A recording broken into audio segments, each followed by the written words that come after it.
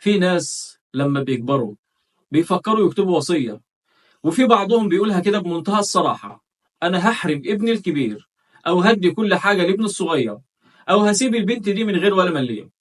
بس السؤال: هل القانون فعلا بيسمح لك تعمل كده؟ ولو عملتها هل هتتنفذ، ولا هتبطل وتتحول لقضية في المحكمة؟ تعال نفهم مع بعض قبل ما تظلم أو تتظلم. أول حاجة لازم نفرق بين حاجتين: الميراث والوصية. الميراث ده حق شرعي بيبدأ يتوزع تلقائي بمجرد الوفاة حسب الشريعة الإسلامية، ومحدش له سلطان يغير في التوزيع ده شيء. لكن الوصية ده تبرع بتكتبها وانت حي، وبتتنفذ بعد الوفاة، بس بشروط صارمة جدا.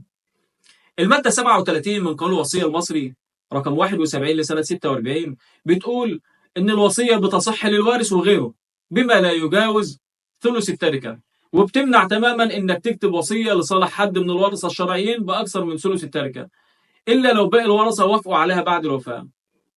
يعني لو كتبت لابنك الكبير وصية بكل ممتلكاتك وباقي الورثة اعترضوا، فالوصية باطلة.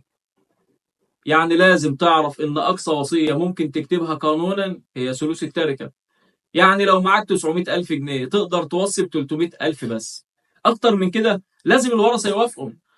أما الناس اللي بتفكر تكتب كل حاجة باسم حد وهي عايشة عشان تضمن إن الباقيين ما ياخدوش حاجة بعد الوفاة، فده اسمه تحايل على الميراث، والمحكمة ممكن تلغيه لو الخصم قدر يثبت النية دي. زي حالة إن أب حرم بنته من الميراث عشان اتجوزت غصب عنه، أو أخ استولى على ميراث أخته بحجة إن ما ينفعش البنت تاخد أرض. ده مش رجولة، ده ظلم شرعي وجريمة قانونية. ربنا سبحانه وتعالى قال: إن الذين يأكلون أموال اليتامى ظلما إنما يأكلون في بطونهم نارا. وده يوصلنا لحاجة خطيرة جدا: التلاعب في الميراث جريمة يعاقب عليها القانون.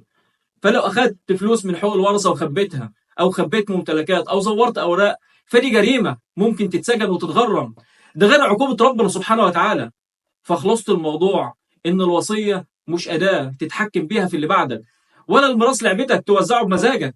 لو ناوي تكتب وصية اعرف حدودك الشرعية، اسأل محامي، اسأل شيخ أو حد من أهل العلم. وما تنساش الورثة مش أعدائك، دول أهلك، وأكلك لهم نار في الآخرة. والتجرؤ على أحكام الميراث الإلهية ومخالفة أحكام الوصية كارثة كبرى لازم نفوق منها. لو الفيديو ده نبهك لحاجة شاركه، يمكن تمنع فتنة في عيلة، أو ترجع حق حد عاوز ياكله.